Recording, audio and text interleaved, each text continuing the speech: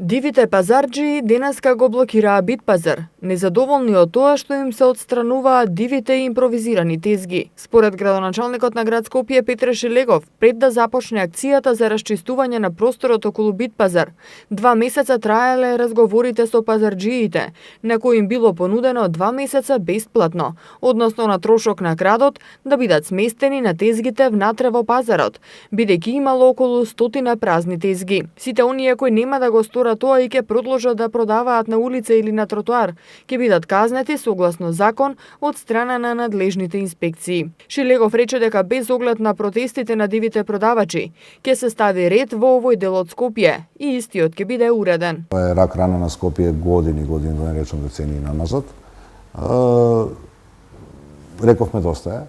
Тоа едноставно не личи онака како што веројатно секој од нас го посакува Скопје да изгледа.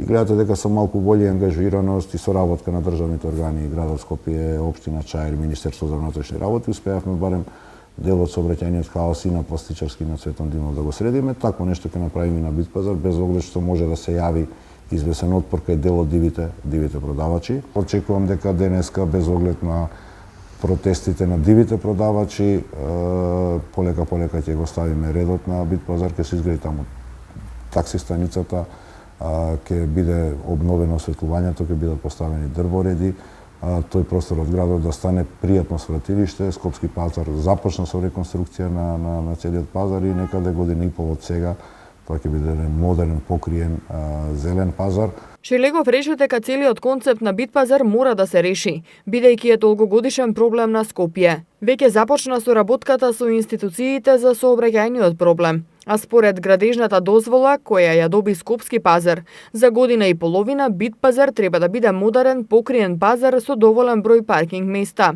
Идејата за изградба на модерен пазар на местото на Битпазар е идеја стара 15 на години. Модернизацијата на Битпазар ја најавуваа и претходните власти од градот Скопје и општина Чаир.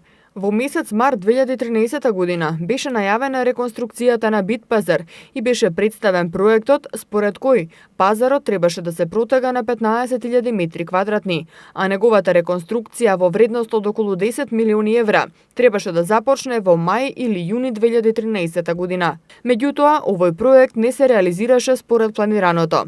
Со идено решение за новиот Битпазар излезе и Скопски пазар во февруари 2016 година, според кој од април беше планирано да започне реконструкцијата со која требаше да се обезбеди целосно покривање на пазарот, поставување на 1000 нови тезги, целосно обновување на водоводната и канализационата инфраструктура, обезбедување на простор за паркинг со капацитет од 230 возила и изградба на нов деловен простор со површина од 600 метри квадратни. Но и овој проект остана нереализиран, како и останатите долгогодишни најави за реконструкцијата на Битпазар. Останува да видиме дали новото раководство на Скопје оваа своја најава за реконструкција на Битпазар ќе ја реализира до крај и Скопје конечно да добие еден нов, модерен, покриен пазар.